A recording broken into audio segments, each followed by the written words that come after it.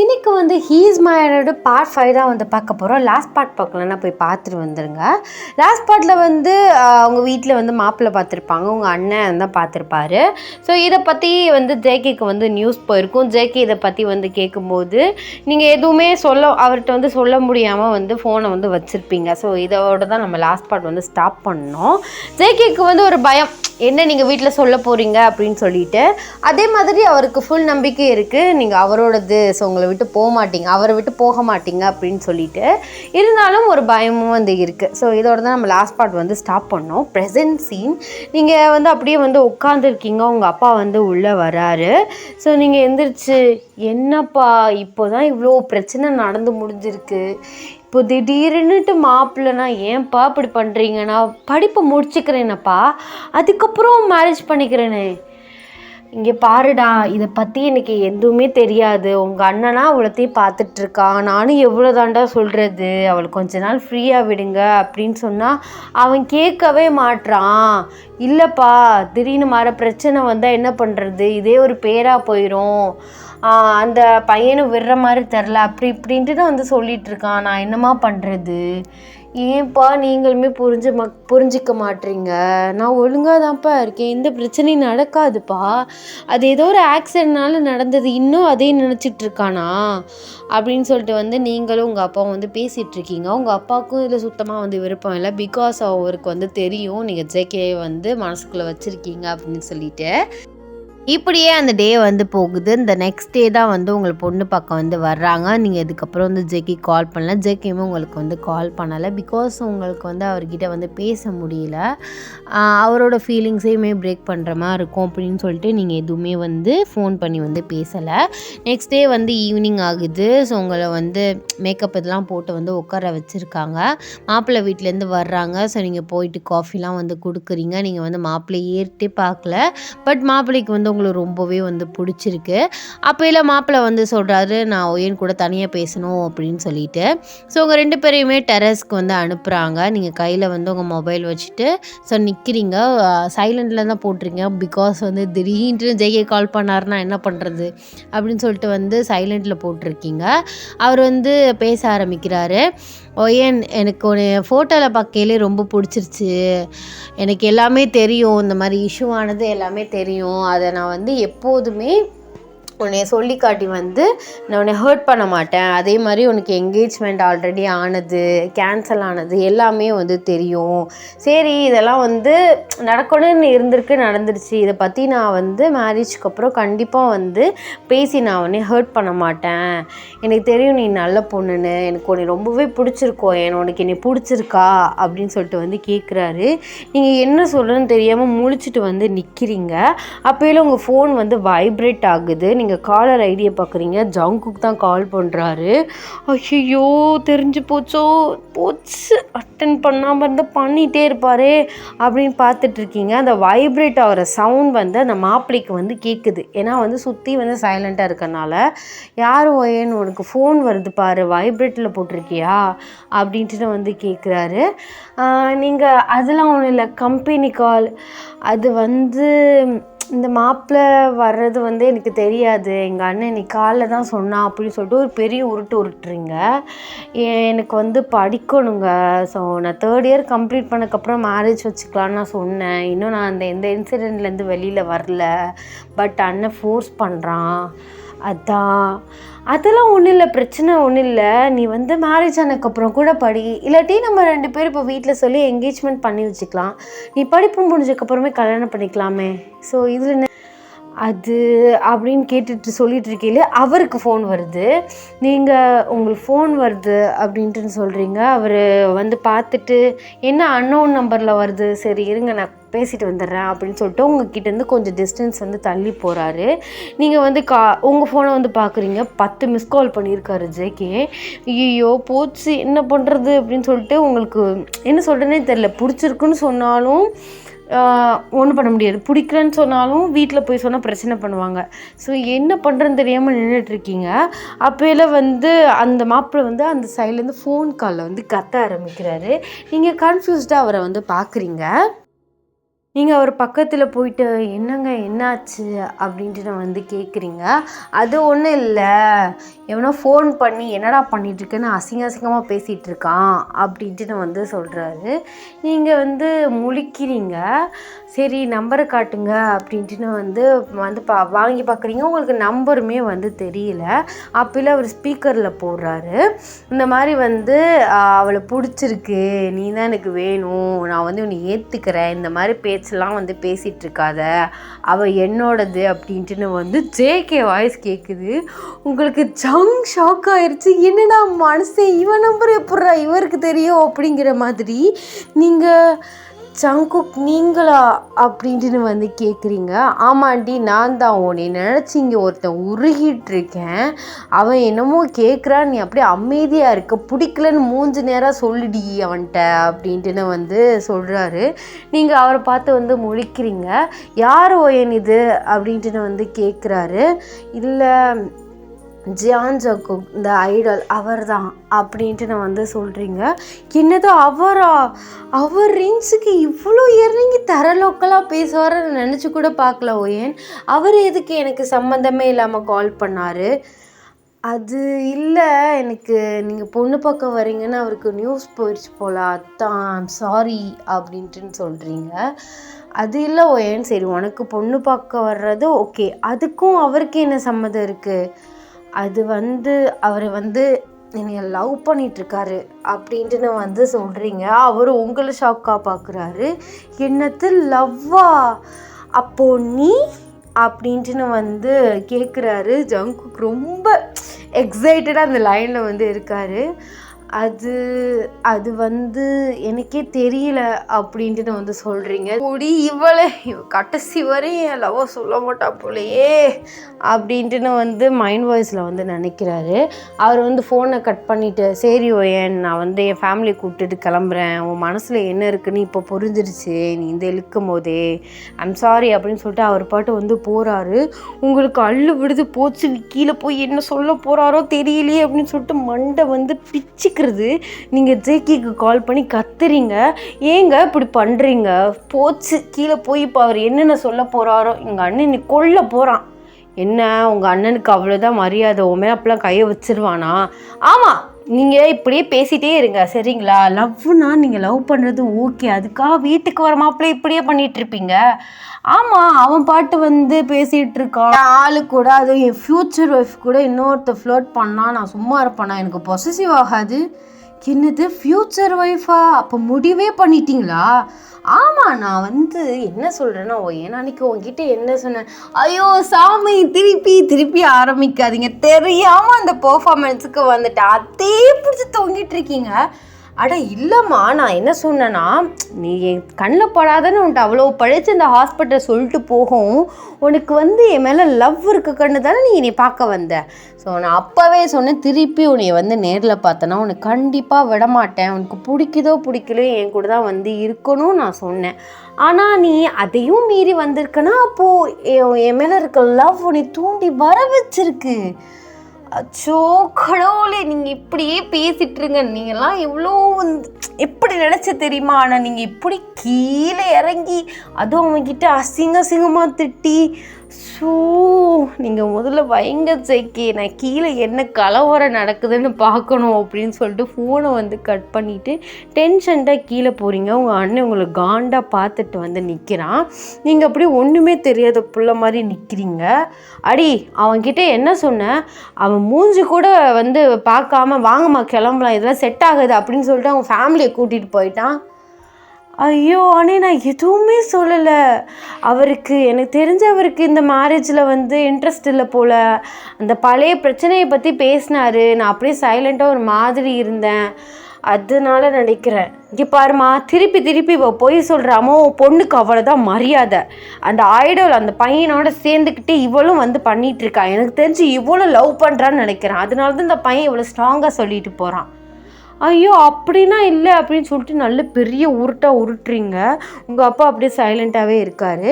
என்னப்பா நீங்களும் சைலண்ட்டாக இருக்கீங்க? அவள் என்ன பண்ணிகிட்ருக்கான்னு உங்களுக்கு புரியுதா?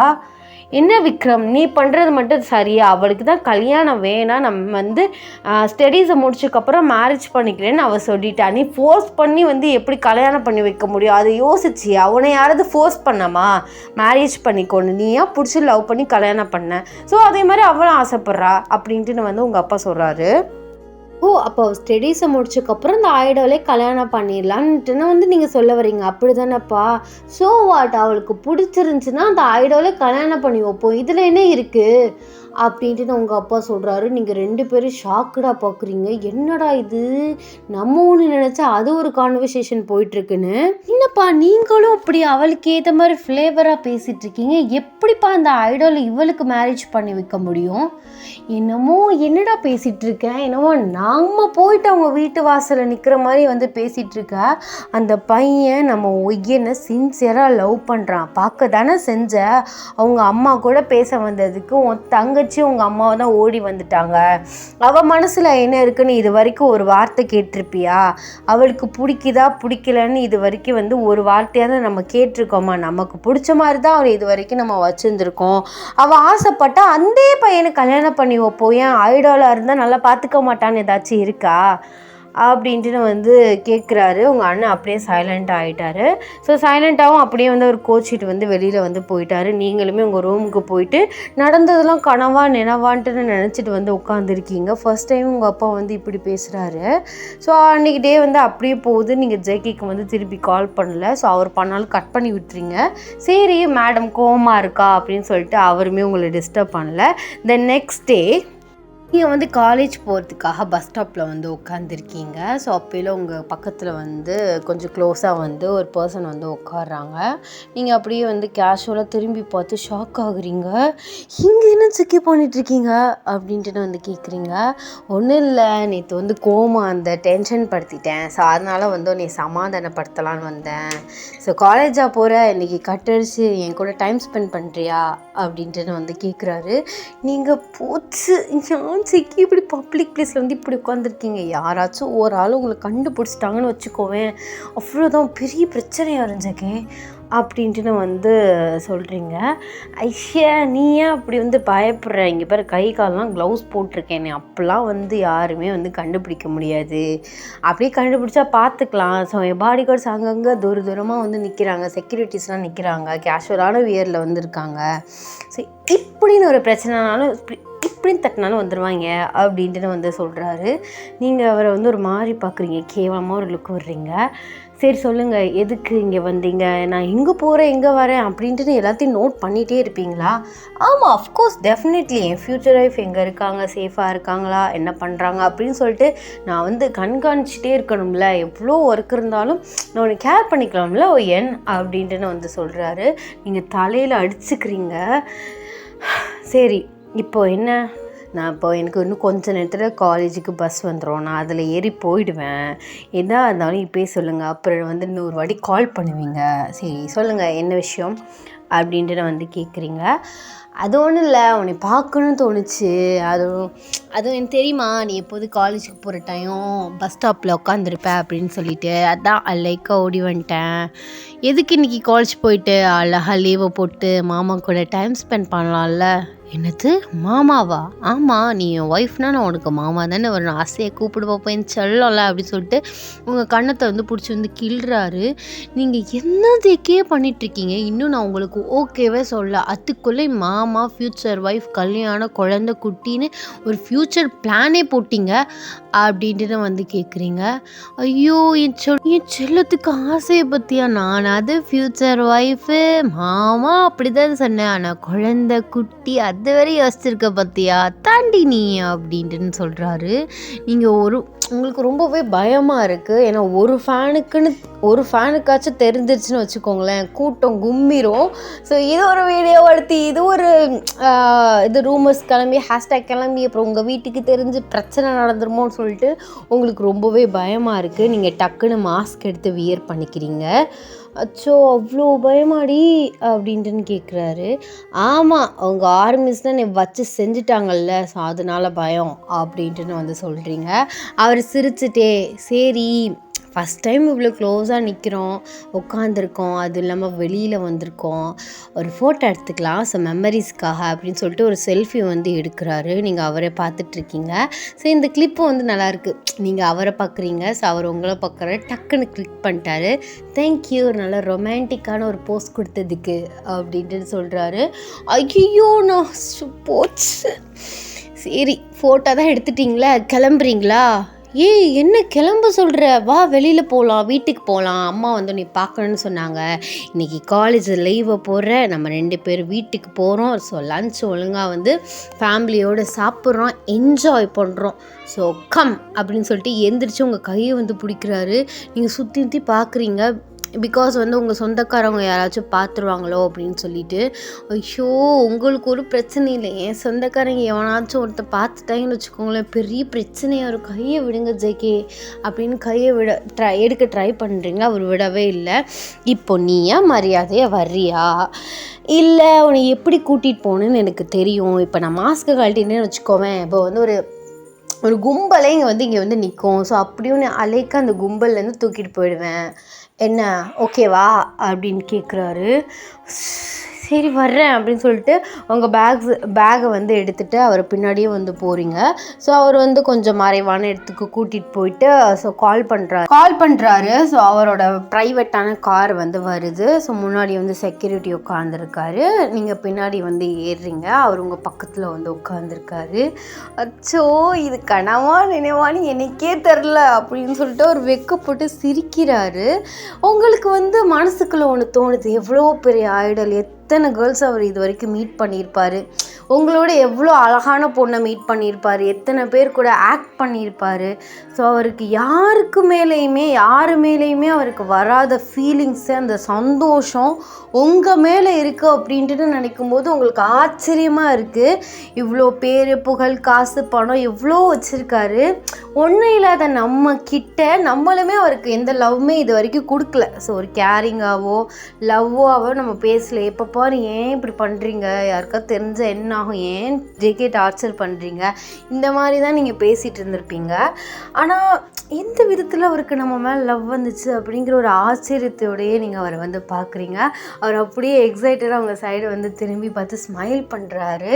என்னடி மாமா சைட் அடிக்கிறியா அப்படின்ட்டு வந்து கேட்குறாரு. நீங்கள் டக்குன்னு திரும்பிட்டு அதெல்லாம் ஒன்றும் இல்லை, சரி நான் அவங்கக்கிட்ட ஒரு கேள்வி கேட்குறேன், அதுக்கு ஹானஸ்ட்டாக உண்மையாக மட்டும் பதில் சொல்கிறீங்களா, இந்த கொஷின் எனக்குள்ளே ரொம்ப நாள் உறுத்திட்டே இருக்குது.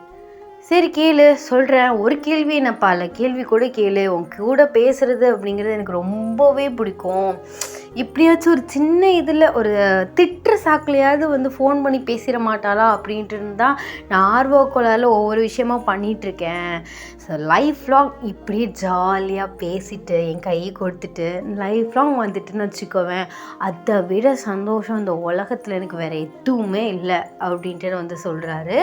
ஸோ அவரோட லவ் அந்த எக்ஸ்போஸை வந்து பார்க்கும்போது உங்களுக்கு வந்து ரொம்ப ஆனந்தமாக இருக்குது. ஸோ ஐ மீன்ஸ் ரொம்ப சந்தோஷப்படுறீங்க. பட் இந்த லவ் வந்து கடைசி வரை இருக்குமா அப்படிங்கிற ஒரு கேள்வியுமே வந்து இருக்குது. உங்கள் வீட்டில் அக்செப்ட் பண்ணணும், அவரோட ஃபேன் பேஸில் இருக்கவங்க எல்லோரும் அக்செப்ட் பண்ணணும், அது நினச்சுமே நீங்கள் வந்து பயப்படுறீங்க. ஏன்னா நீங்கள் வந்து இப்போ அவரை மேரேஜ் பண்ணிட்டீங்க அப்படின்ட்டுனா உங்கள் மேலே இருக்க ஹேட்டில் அவரோட கரியர் வந்து ஸ்பாயில் ஆகிடுமோ, அவருடைய பேர் வந்து ஸ்பாயில் ஆகிடுமோ, ரேட்டிங் கம்மியாகிடுமோ, இந்த மாதிரி ஒரு ஆர்டினரி ஒரு கேர்ள், ஒரு சாதாரண ஒரு கேர்ளை வந்து லவ் பண்ணி மேரேஜ் பண்ணிக்கிட்டாரு அப்படிங்கிற மாதிரி நிறைய டாக்ஸிக்கான ஃபேன்ஸ் இருக்காங்க. ஸோ ஹேட்டர்ஸுமே இருக்காங்கல்ல, அவங்கள நினச்சுமே நீங்கள் வந்து கவலைப்படுறீங்க. அதோட சரி நான் கேட்குறேன், அந்த கேள்விக்கு மட்டும் பதில் சொல்லுங்கள் அப்படின்னு சொல்லிட்டு வந்து கேட்குறீங்க. சரி கேளு அப்படின்ட்டு நான் வந்து சொல்கிறாரு. அது ஒன்றும் இல்லை ஜேகே, உங்கள் லைஃப்பில் நீங்கள் இண்டஸ்ட்ரியில் இருந்து எத்தனையோ பொண்ணை பார்த்துருப்பீங்க, பேசியிருப்பீங்க, எத்தனையோ பேர் கூட வந்து ஆக்ட் பண்ணியிருப்பீங்க, என்னை விட அழகாக டேலண்ட்டாக ஸோ ஒர்த்தான எவ்வளோ பொண்ணுங்களை வந்து நீங்கள் க்ராஸ் பண்ணி வந்திருப்பீங்க. ஆனால் நான் வந்து எந்த லவ்வுமே உங்களுக்கு இது வரைக்கும் கொடுக்கல, ஒரு கேரிங் கொடுக்கல, உங்ககிட்ட நல்லா ஜாலியாக பேசினது கிடையாது, ரொமான்டிக்காக பேசினது கிடையாது, எதுவுமே உங்ககிட்ட பண்ணதில்லை. ஸோ இது வரைக்கும் நீங்கள் பேசுகிற நேரம்லாம் ஏன் ஜெக்கி இப்படி பண்ணுறீங்க, உங்களால் தான் இவ்வளோ பிரச்சனை, என் குடும்பமானமே போச்சு அப்படி இப்படின்ட்டுன்னு உங்ககிட்ட அந்த மாதிரி கான்வர்சேஷன்ஸ் தான் நான் அதிகமாக பேசியிருக்கேனே தவிர நான் சந்தோஷமாக இது வரைக்கும் பேசினதில்லை. பட் எப்படி உங்களுக்கு என் மேலே இவ்வளோ லவ், அதுவும் அந்த சந்தோஷம், இப்போ பார்த்தேனே அந்த சந்தோஷம் எனக்கே ஆச்சரியமாக இருக்குது. ஒரு பெரிய ஐடால் நம்ம மேலே இவ்வளோ லவ்வர்ஸ் அப்படியே ஃபால் ஆயிருக்காரே அப்படின்னு நினைக்கும் போது எனக்கு ரொம்பவே சந்தோஷமாக இருக்குது ஜெகே அப்படின்னு சொல்லிட்டு வந்து அவரை பார்த்து வந்து கேட்குறீங்க. இதுக்கு நான் எப்படி பதில் சொல்கிறேன்னு எனக்கு தெரில. எனக்கு வந்து உன் மேலே எப்படி லவ் வந்துச்சு, ஏன் இவ்வளோ லவ் அப்படின்னு சொல்லிட்டு எனக்கு வந்து அது தோணலை, தெரியல. But I love you. எனக்கு வந்து உன்னைனா ரொம்ப பிடிக்கும், உன்னை நல்லபடியாக வச்சு பார்த்துப்பேன், ஒரு கேரிங்காக ஒரு சப்போர்ட்டடான ஹஸ்பண்டாக நான் வந்து இருப்பேன். கண்டிப்பாக நான் உன் கூட வந்து இருப்போம். ஏன் நீ பயப்படலாம் வேணாம். ஏன்னா நிறைய பேர் வந்து பெரிய பிஸ்னஸ் மேனாக இருக்கட்டும், ஹீரோயினியஸாக இருக்கட்டும், ஆக்ட்ரஸ் மேரேஜ் பண்ணக்கப்புறம் மிஸ் அண்டர்ஸ்டாண்டிங்கில் டைவர்ஸ் பண்ணிட்டு போகிறது, அப்புறம் அஃபேர் வச்சுக்கிறது. ஸோ நீ அந்த மாதிரி பயப்படுற, உங்கள் வீட்லேயுமே அதனால தான் பயப்படுறாங்கன்னு நான் நினைக்கிறேன். ஸோ அந்த மாதிரிலாம் எதுவுமே வந்து நடக்காது. எனக்கு உன்னை விட்ட யார் இருக்கா, நீயே சொல்கிற பற்றியா, இத்தனை பேர் பார்த்துருக்கீங்க, ஏன் வந்து என் மேலே உங்களுக்கு இவ்வளோ ஃபீலிங்ஸ் அப்படின்னு சொல்லிட்டு எனக்கே வந்து தெரியல. என்னோடய ஆசை, என்னோடய விஷ் வந்து என்னென்னா கடைசி வரை நீ என் கூட இருக்கணும், என் ஒய்ஃபா அப்படின்ட்டு நான் வந்து சொல்கிறாரு. உங்களுக்கு கண்ணெல்லாம் வந்து கலங்குது. ஆனால் ஜங்குக், நான் ஒன்று சொல்கிறேன், உங்களை மாதிரி ஒரு ஹஸ்பண்ட் கிடைக்க நான் வந்து சத்தியமாக கொடுத்து வச்சுருக்கணும். நீங்கள் வந்து ஒரு ஜெம் மாதிரி. ஆனால் உங்களே மிஸ் பண்ணிட்டேன்னு வச்சுக்கோவேன், என்ன மாதிரி ஒரு அன்லக்கியான பொண்ணு இந்த உலகத்துலேயே இருக்க மாட்டா. கண்டிப்பாக பார்ப்போம். விதின்னு ஒன்று இருந்துச்சுன்னா, உங்களுக்கு நான் தான், எனக்கு நீங்கள் தான் அப்படின்னு இருந்துச்சுன்னா கண்டிப்பாக சேருவோம்.